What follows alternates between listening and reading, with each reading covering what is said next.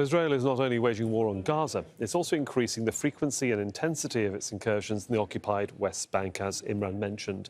The Palestinian Prisoners Society says Israeli forces and settlers have killed at least 314 Palestinians since October the 7th. About 1 in every 4 was a child. 1 was a woman and 6 were prisoners who died in Israeli custody. More than 3,800 Palestinians have been injured in the occupied West Bank in the past 3 months, most during Israeli raids, but some in attacks by settlers. An increase in raids means an increase in arrests. More than 4,800 Palestinians have been detained, and of those, 261 are minors, in other words, younger than 18, and 48 are journalists. In total, the Prisoners' Organisation says 7,820 Palestinians are currently detained in Israeli jails. And looking at the whole year, Israeli forces and settlers have killed 522 Palestinians, 118 of them children, making 2023 the most dangerous on record for Palestinians living in the occupied West Bank, according to the UN. Mustafa Barghouti is Secretary General of the Palestinian National Initiative and a former information minister. He joins us now from Ramallah.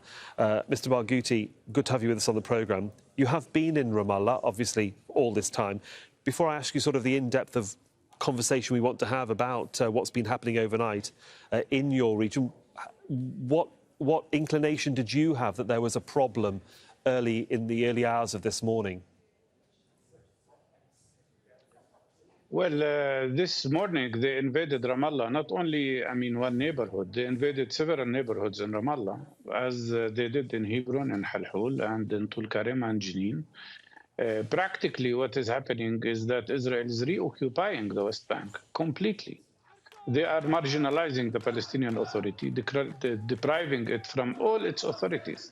There is no security control of the Palestinian Authority because the Israeli army invades all cities, all Area A that was supposed to be under Palestinian Authority. The Israeli army was also taking away from them their legal situation. If they invade money-changing places that are licensed by the Palestinian Authority and then confiscate their money, this is a serious violation. This is a message clear from Netanyahu, He's saying there is no place anymore for any independent Palestinian Authority here. He's reoccupying West Bank as he is trying to reoccupy Gaza. Are you concerned? And that is a very negative message. Are you concerned there's going to be a backlash? Because analysts that we've been speaking to throughout the last few weeks, when talking about the West Bank, is that Israel is trying to come down on the West Bank heavily so that a second violent front is not opened up against the Israelis.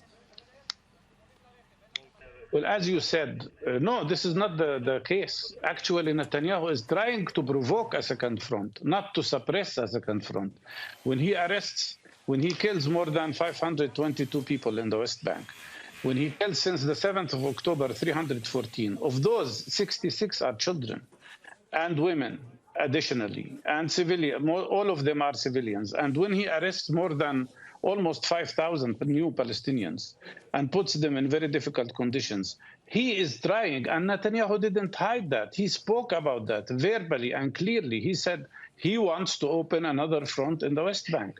So no, the goal of the Israeli security measures in the West Bank is not really to suppress the possibility of an intifada, but to provoke an intifada. Because this man, Netanyahu, knows very well that if he leaves his position as prime minister, he will go to jail.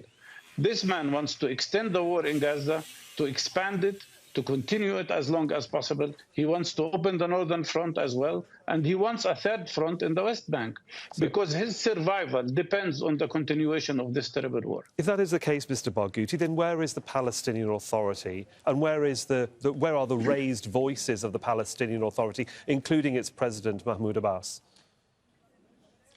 I think the position of the authority should go in one direction, unifying Palestinians.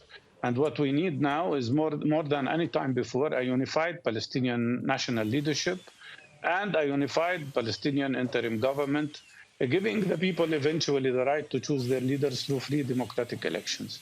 But at this very moment, what we face here is a much bigger challenge than even the catastrophe that happened in 1948. And that requires that we are all unified and united in confronting this. Our people in Gaza are facing terrible, terrible situation. They're facing starvation. They're having epidemics that are affecting almost 400,000 people now. 75% of their homes were completely destroyed. And Israel continues to try to ethnically cleanse them. If it wasn't for the strong strong Egyptian position against ethnic cleansing, it wasn't for the people who are determined to stay on their land, Israel would have conducted ethnic cleansing in Gaza. And they would have gone further in trying to conduct ethnic cleansing in the West Bank as well. So this is the clear picture. Netanyahu wants more wars because his real goal is ethnic cleansing, and he has failed in achieving that. But what we need now is Palestinian national unity in front of these terrible dangers. If that's the case, if you're saying you want Palestinian national unity, you see a strong Egypt standing up to Israel. Which way now in terms of stopping the fighting, at least getting a ceasefire in place? Do we look to the diplomats, or do we look to civil society? I mean, dare I say civil society in the sense that if you have more fighting on the Palestinian side, it's only going to allow the Israelis to come down hard, especially in the West Bank, even more than they are already. Look, the civil society is trying its best to alleviate the suffering of the Palestinian people. We are working very hard at the international level to expose the Israeli crimes. But at the end of the day, it is the United States of America which has the responsibility now of restraining Israel, of restraining Netanyahu, of telling Israel enough is enough. You cannot proceed with these terrible three-war crimes: genocide, ethnic cleansing, and collective punishment. This has to stop. And the only country that can stop them is the United States of America, which has not only been complicit with these crimes, unfortunately, they have been participating in them.